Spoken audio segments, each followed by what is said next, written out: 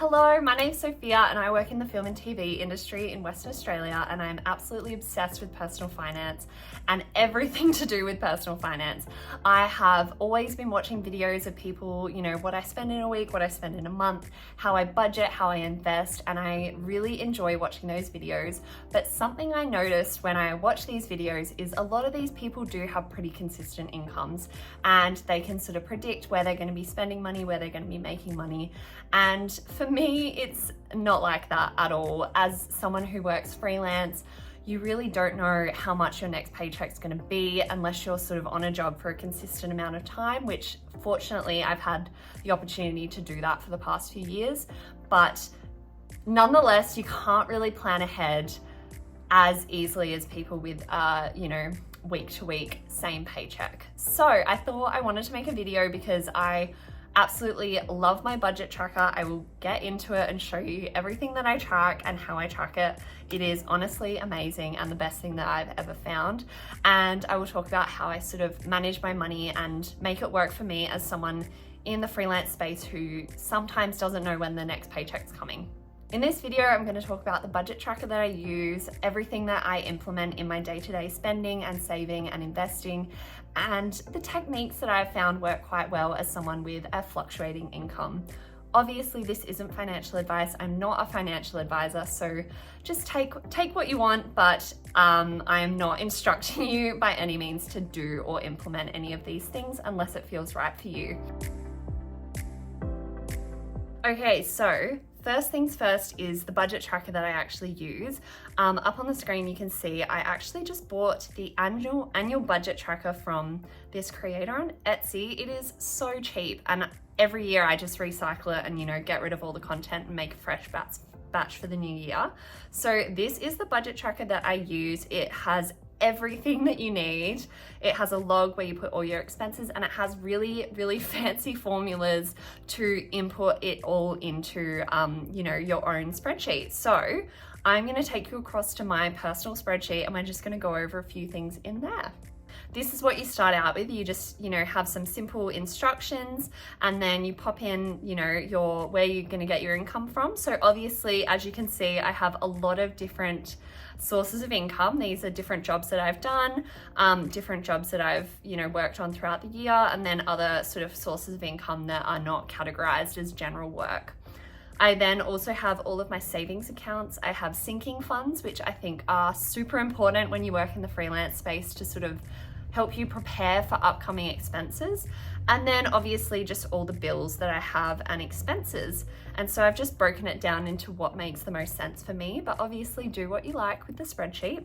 And then there are a few more, things that you can fill in, and you can have your year at a glance. And so as you can sort of see, like from what I was talking about in my introduction, my income is so variable. As you can see, in February, I made $14,000 because I was doing a full-time job and I did some freelance work as well. But then in April, I was not working at all and I only made $470. That was a rough month. I was just waiting for a new feature film to start, but then it fell over, which was really sad. But then we're back into sort of, 10 grand a month and whatnot. So it really fluctuates, and this is why I find it really important to be able to look at, because at a glance you can sort of see how you're doing for the year, and you can come down here and you can sort of see a breakdown of all of your income and money that you've had coming in, and then also of course your savings. I am a huge saver. I will literally, anytime a paycheck comes in, what I do and my ethos is I save first and spend later. So I will always put money aside for myself and put it into my sinking funds and my investments. I have an investment goal every month that I would like to reach. My goal for the year is actually $20,000 invested. Compared to what I did last year, I feel like it's quite achievable for me. So I think I will stick to that as much as I can, even though April really screwed with my investing goals. Anyway, so each month, let's go to August, because that's the month that we're in right now. So as you can see, you can just log literally everything. You can just put in, today I actually went out to lunch and I ended up spending $38.50 56 cents on lunch, and I will just put in expenses, and that will be restaurant or cafe. And then you can go across to, oops, it's in American dates, and I don't know how to change that. So you just have to do it backwards. And then you go down to August, and you can see over here, this is how much I've spent for my expenses.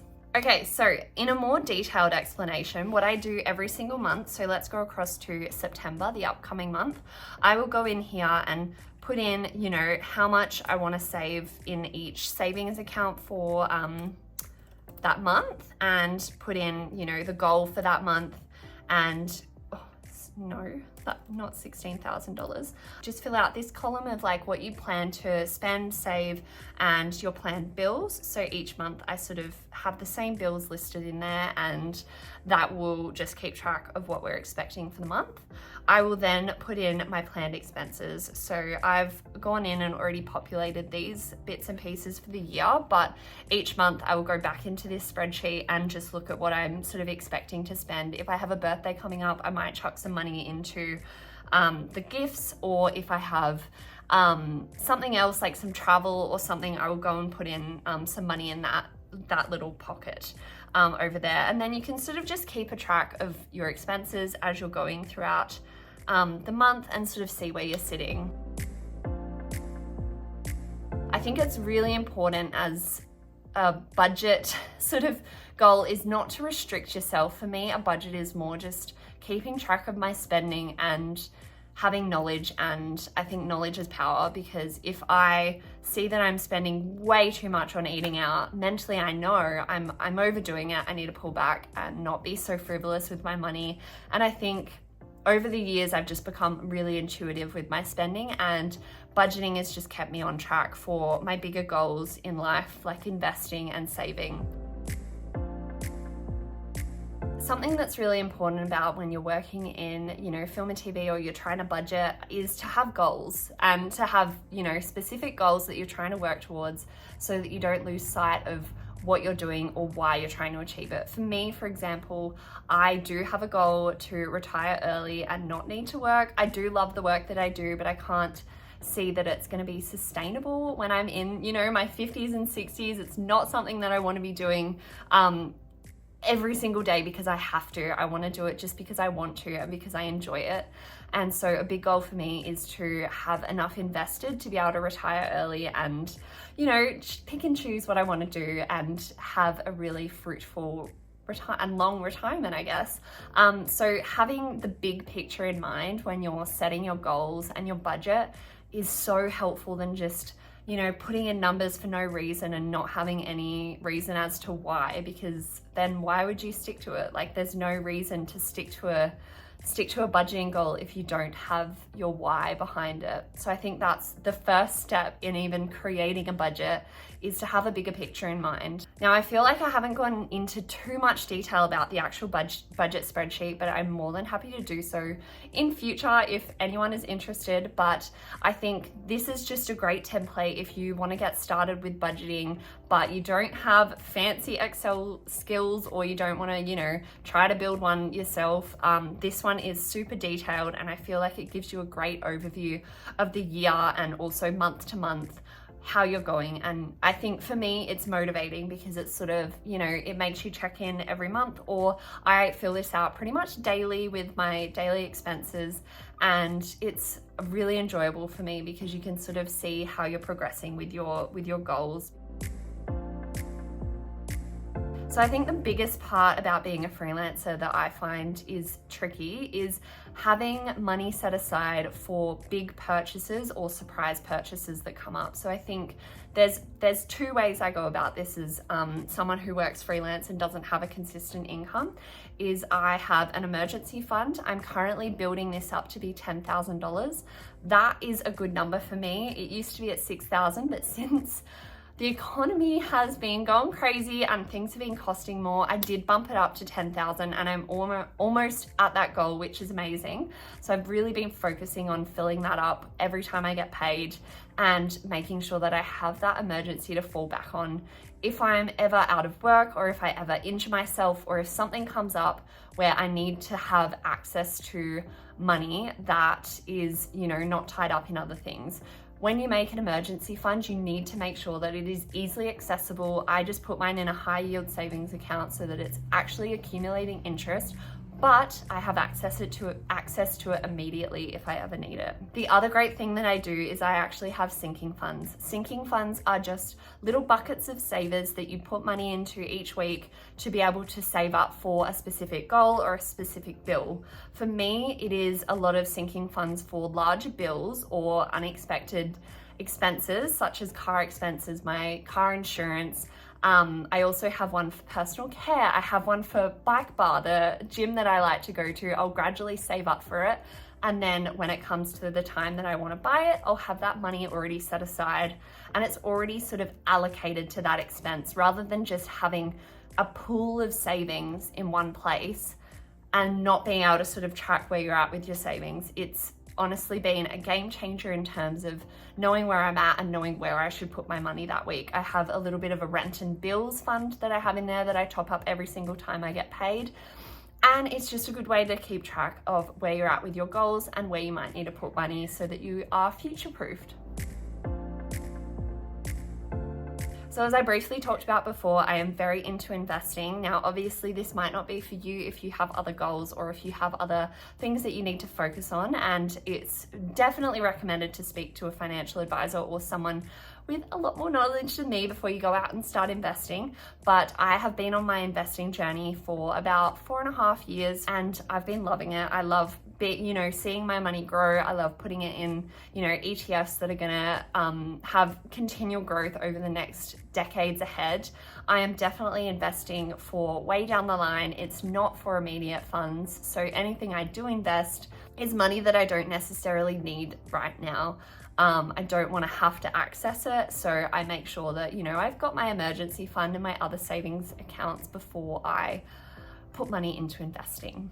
So I feel like I've talked at you a lot and I've said a lot of things in this video, but I think the biggest takeaways are to have a very detailed budget, because then you can sort of help predict, even though you don't know where your expenses are going to lie, where your bills are coming from, and what your sort of expected expenses are going to be in a practical sense. Because I think it's all good and well to say you've got a budget and that you want to spend $100 a week on groceries or whatever, but if you don't actually track what you're spending, then you don't have a realistic picture of how much your life is costing you. It can really help to put in perspective where you're spending too much money. For example, if you're someone who absolutely loves to go out and buy 2 coffees a day, you might actually be spending $5,000 a year on just going out and getting coffee. If that aligns with your values and that's something that you want to spend $5,000 a year on, so be it. That is not up to me to make that decision, but I think actually tracking every single expense that you have is such an eye-opening way to see where your money's going and what it's doing for you. So as I said, the best thing that you can do is track your budget, have sinking funds, have an emergency fund, you never know when you might need it, and then also just, keep track of the overall picture and what you're trying to achieve with your goals and your money goals. And I think that will really keep you on track for the long haul, and it won't be just some fad that you pick up and then just forget about a month down the line. I genuinely think having a good track of your personal finance and knowing where you sit, even if it's scary, is so important to be able to get better and to be able to make big shifts and big changes in your financial future.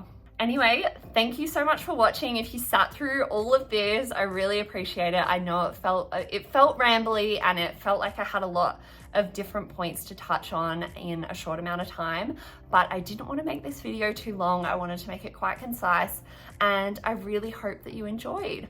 I will definitely post more videos like this if it is something that people are interested in. I am genuinely so obsessed with personal finance, so if you're like me, if you work in the arts, let me know. I would love to connect with other people that can relate to not seeing that out there in the industry of personal finance and people that have, fluctuating incomes. I feel you, and I really hope that you have a really successful personal finance journey. Anyway, thank you for watching, and I will chat with you guys soon. Bye.